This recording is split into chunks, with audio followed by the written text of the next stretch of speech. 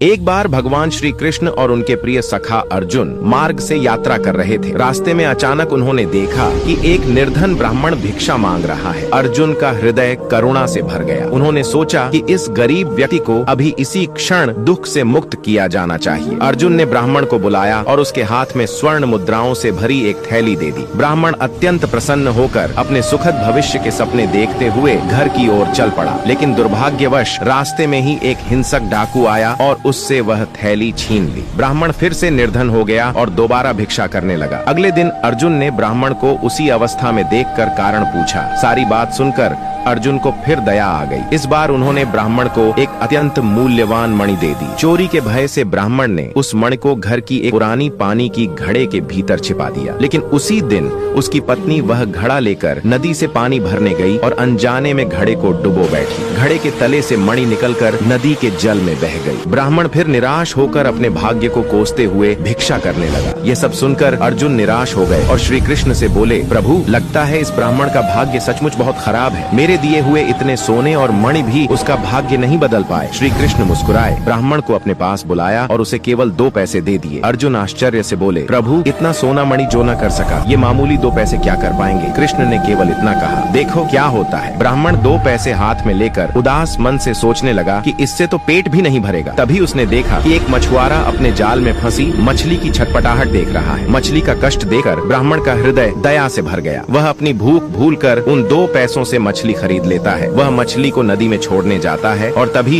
एक चमत्कार हो जाता है। मछली जैसे ही जल में मुक्त होती है, उसके मुंह से वही खोई हुई मूल्यवान मणि बाहर निकल आती है। ब्राह्मण आनंद से चिल्ला उठता है, मिल गई, मिल गई। उसी समय वहाँ से वही डाकू गुजर रहा था जिसने सोना चुराया था। ब्राह्मण की आवाज सुनकर वह डर गया कि कहीं उसके विरुद्ध राज दरबार में शिकायत तो नहीं हो रही। भयभीत होकर वह ब्राह्मण के पैरों में गिर पड़ा और चुराया हुआ सारा सोना लौटा दिया। अर्जुन यह देखकर स्तब्ध रह गए। तब कृष्ण ने मुस्कुराते हुए अर्जुन से कहा, हे अर्जुन, जब तुमने उसे अपार धन दिया था तब वह स्वार्थ में केवल अपने सुख के बारे में सोच रहा था। लेकिन जब मैंने उसे केवल 2 पैसे दिए तब उसने उनसे किसी अन्य प्राणी के दुख को दूर किया। सत्य यह है कि जब तुम किसी और के कल्याण के लिए कार्य करते हो तब तुम ईश्वर का कार्य करते हो और तब ईश्वर स्वयं तुम्हारे साथ होते हैं, क्योंकि परोपकार से बड़ा कोई धर्म नहीं। वीडियो अच्छा लगे तो लाइक करें, चैनल को सब्सक्राइब करें और कमेंट में हरे कृष्ण लिखना न भूलें।